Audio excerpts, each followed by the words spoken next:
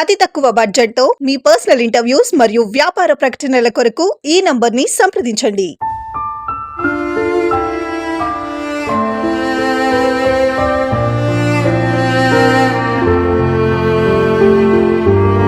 నాకున్న ఒక్క దిక్కు ఈ అబ్బాయి. బాగుండేవాడు సార్, అప్పుడు హ్యాపీగా 3 రోజులు బట్టి ఏటో తెలుసు. చెప్పుకోలేని బాధ అండి అది ఎవరు తీర్చలేరు కూడా బాధ. ఆడే పోషకరం అనుకున్నాను నేను రేసాంధ్రం నుంచి.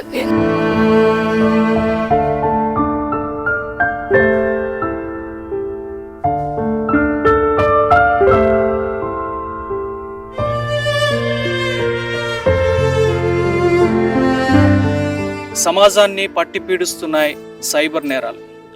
వైపు సైబర్ నేరాలు చాలామంది ప్రాణాలను బలిగొంటున్న పరిస్థితి.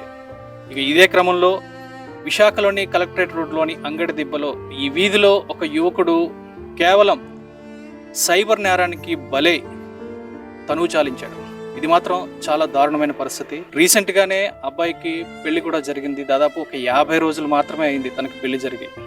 ఇద్దరు ప్రేమించుకొని అంగరంగ వైభవంగా పెళ్లి చేసుకున్నారు.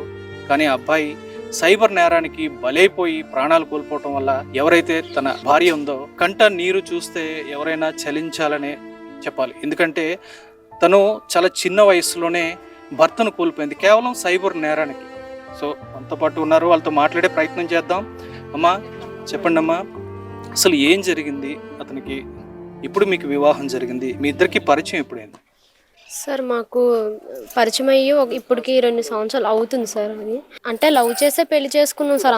ఫ్యామిలీ అందరినీ ఒప్పించి పెళ్లి చేసుకున్నాం.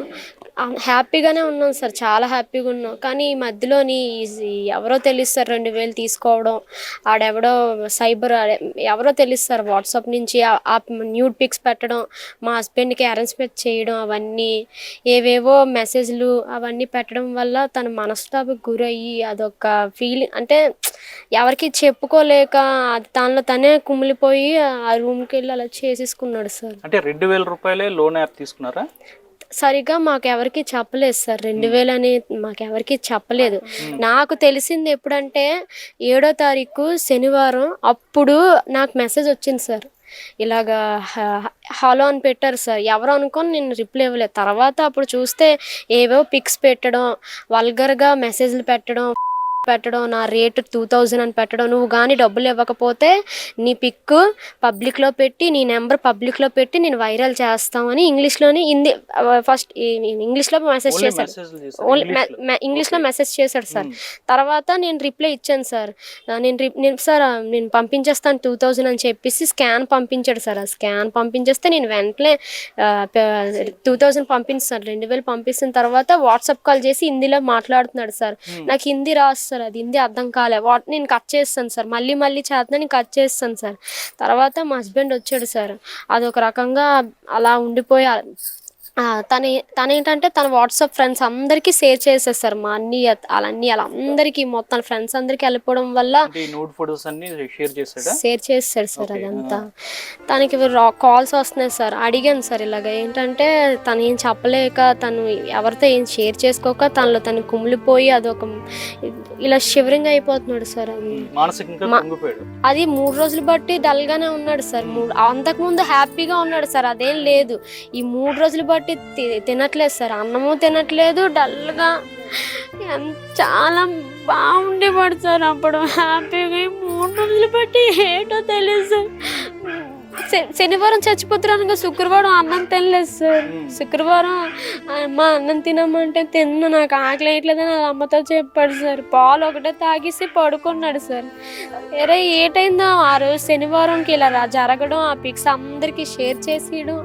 తను చిన్న వయసు కదా, అది తను చదువుకోలేదు సార్ అంతగా. పోనీ ఎవరికైనా చెప్తే పోనీ ఎవరో ఒకరు హెల్ప్ చేస్తారు. తను చెప్పుకోలేక అరే తను బాగా పొజిషన్ సార్. అంటే నా భార్య ఇలాగ అయిపోయింది నాతో, ఎక్కడైతే నేను బాధపడతానా అని నాతో కూడా చెప్పుకోకుండా తనలో తనే ఉంచేసుకున్నాడు సార్. ఎవరితో చెప్పుకోలేదు, తనలో తనే చెప్పలేదు సార్. ఆవిడికి చెప్పలేదు సార్. వాళ్ళ అన్నదమ్ములకైనా చెప్పుట చెప్పలేదు సార్, వాళ్ళందరికీ చెప్పలేదు సార్, నాకు చెప్పలేదు సార్. అలా సడన్గా అలా మంచం మీద కూర్చొని ఉండిపోయాడు సార్. నేను తిట్టాను సార్, ఏంటి ఇలా నువ్వు 2000 తీసుకుంటున్నావు, 2000 ఆడెవడో మన ఇచ్చేస్తాను కదా, నాకు చెప్పచ్చు కదా అంటే సారీ అకి అన్నాడు, అంతే సార్. సరే నా డ్యూటీ నేను తిట్టేసి నేను డ్యూటీకి వెళ్ళిపోయాను సార్. ఇంకెప్పుడు ఇలా చేయక ఏదైనా అయితే చెప్పాను. అదొక మరి నాకు తెలియదు సార్, ఇలా ఎప్పుడూ అలుగుతాడు సార్, అలగడం మాత్రం అలుగుతాడు సార్, అలుగుతాడు మళ్ళీ నన్ను వచ్చి మామూలు మాట్లాడతాడు. అలాగే అనుకున్నాను సార్, వెళ్ళిపోయాను సార్. నేను వెళ్ళిపోయాను, మరి ఎప్పుడో ఇలా చేసుకున్నాడో, నేను వచ్చిన తర్వాత ఊరేసుకొని ఉన్నాడు సార్. నేను డ్యూటీకి వెళ్ళిపోయాను సార్, డ్యూటీ నుంచి రాగానే ఊరేసుకున్నాడు సార్. ఎన్నో కలలుగానే ఉంటారు మీరు, అంటే ప్రేమించి పెళ్లి చేసుకున్నారు. ఎన్నాళ్ళ పాటు అంటే 1.5 year పాటు మీతో పాటు జర్నీ చేసిన అతను చాలా అంగరంగ వైభవంగా పెళ్లి చేసుకున్నారు. ఒక్కసారిగా జీవితం ఇలా అయిపోయింది. అసలు అంటే ఎంత బాధ అంటే చాలా దారుణమైన పరిస్థితి అనే చెప్పాలి. ఏ అమ్మాయి సరే నాకేనా కాదు, ఇలా వాళ్ళు ఎవరో తెలియదు, వాళ్ళని ఖచ్చితంగా పట్టుకోవాలి సార్. ఎందుకంటే చాలా టార్చర్ చేసి ఉంటారు సార్. లేకపోతే ఆ అబ్బాయి చాలా ధైర్యవంతుడు సార్, ఇలా చేయడు, ఏదో అయ్యే ఉంటుంది సార్. ఇలాంటి వాళ్ళని పట్టుకొని నాలాగా ఎవరైతే బాధపడుతున్నారో ఆ అబ్బాయి అలా చచ్చిపోయారు కాబట్టి అందరికీ న్యాయం చేయాలి సార్. ఇలా ఎవరైతే ఉన్నారో వాళ్ళు అరెస్ట్ చేయాలని కోరుకుంటున్నాను సార్. మాకు కూడా న్యాయం చేయాలని కోరుకుంటున్నాను. మీరేం అవుతారు, అసలు ఏం జరిగింది? అసలు నాకేం చెప్పలేదు బాబు. నా కొడుకు మా అబ్బాయి నన్ను బాగా చూసుకుంటాడు. నాకు 3 బాబులు. ఈ బాబు చాలా మంచి బాబు, నన్ను బాగా చూస్తాడు, కష్టపడతాడు, ఉక్కులాంటి మనిషి, రాయిలాంటి మనిషి. పిల్లలు మంచోలే, చాలా మంచి పిల్లడు.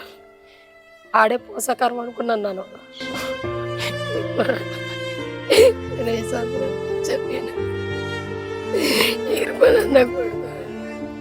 నేనేం చేస్తానమ్మా, నాకేను మొక్కనే చెప్పలేదు.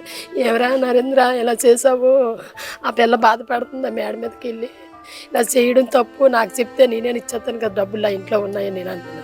నేను చెప్పలేదమ్మా అని అంటున్నాడు. ఏమనేది పీక్ పండు, 3 రోజుల నుంచి అన్నం లేదు, ఆధారం లేదు, ఒక పాలే తాగాడు అంతే. శుక్రవారం తాగాడు, అదేనా పాలు కాసి ఇచ్చాను మీరేసి గొంతుకథ లాగెత్తే ముఖం పీకిపోయింది. 3 రోజులకి అలాగే అయిపోయింది బాబు. అంత మనిషి, చెట్టు అంత మనిషి. మరి ఏం టార్చర్ పెట్టారో, ఆడనే బ్యాక్ మిల్ చేశాడో ఏ గుళ్ళు కూడా తెలియదు. అలాగే అయిపోయింది ఆడి జీవితం. నాకు కూడా చెప్పలేదు. అప్పుడు లాన్ చూసి నేను టర్న్ అయిపోయాను. ఇది నా కాసిన కొడుకు నేను ఎలా చూడడం ఏంటని టర్న్ అయిపోయాను నేను. ఏమరా నరేంద్ర అలాగే చేసావు, ఇలా బాగోదమ్మా, ఏటికి తీసావు, ఆ 2000 రూపాయల కోసం నీకెందుకు ఆ బాధ, అలాంటి బూతులు తిట్లు. నాకు 3 సార్లు చేశాడు ఫోను. బడబడ ఊగితే నాకేం తెలియదు కదా, చిన్న చెల్లది, నాకేం తెలియక అంటుంది. ఏటేటు ఊక్కుంటున్నాడు వీడు, ఎలాగే ఊగుతాడు. ఆ అమ్మాయి కూడా ఉన్నది అప్పుడు. అయితే ఏటి ఎలాగ ఊగుతున్నాడు వీడు, ఇంది కూడా నేను అనుకున్నాను. మళ్ళీ చేస్తున్నాడు అనుకున్నాను, మళ్ళీ చేస్తున్నాడు. మరి నేను ఫోన్ ఎత్తలేదు, ఒకసారి ఎత్తాను. అలాగే అయింది. తర్వాత ఈ అమ్మాయికి చేశాడంట. చేసి ఏయో మెసేజ్లు పెడుతుండంట చెల్లకి.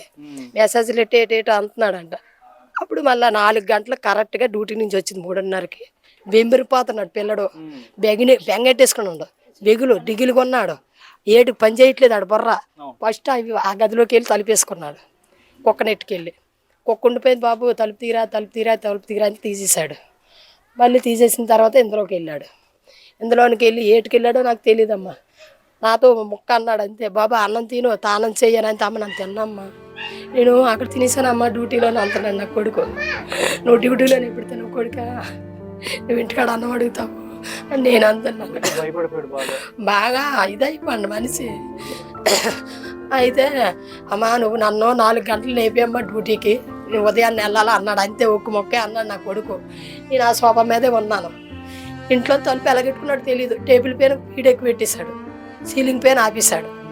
2 కుక్కలు ఉన్నాయి మధ్యలో, అలా చేసుకున్నాడు. తలుపులు గుద్దుతున్నాం, డోర్లు రావు బాబా, ఇదిలో వాళ్ళు వచ్చారు, కార్పెంటర్ని తీసుకొచ్చారు. ఈ పిల్లలు చేసింది ఆ కిటికీని అద్దాలు కొట్టింది. కొట్టి వండుకున్నాడికి ఇలాగ ఉన్నాడు.